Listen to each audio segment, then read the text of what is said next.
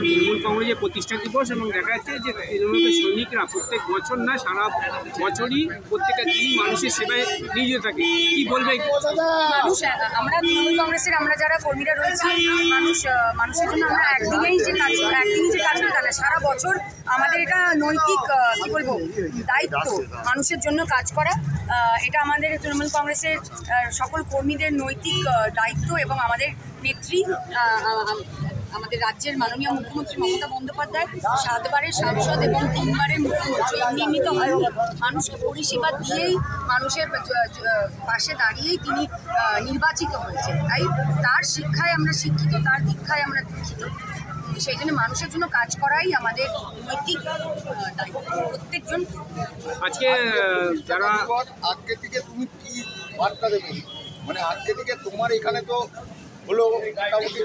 আমি একটাই কথা বলবো, আমার বরানগরে আমার কর্মীরা যথেষ্ট তারা ম্যাচিওর, তারা যথেষ্ট পরিণত, আমাকে তাদের বেশি কিছু বলতে হবে না। শুধু আমার কর্মীদের আমি একটাই বার্তা দেবো যে যারা তোমার বিষায়েছে বায়ু নিভায়েছে তবু আলো, তুমি কি তাদের ক্ষমা করিয়াছো, তুমি কি বেসেছো ভালো। আমরা তাদের কিন্তু বাসতে পারিনি বা ক্ষমা করব না যারা আমাদের নেত্রীকে বা আমাদের দলকে বা আমাদের বাংলাকে কালিমালিপ্ত করার চেষ্টা করেছে, বারংবার চক্রান্ত করে আমাদের দলকে আমাদের কর্মীদের কলুষিত করেছে বারংবার অকারণ।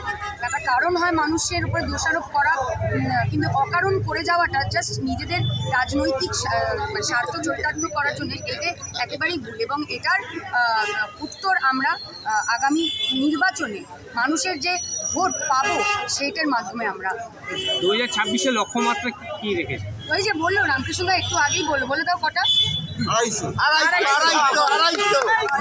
বেশি হবে কম হবে,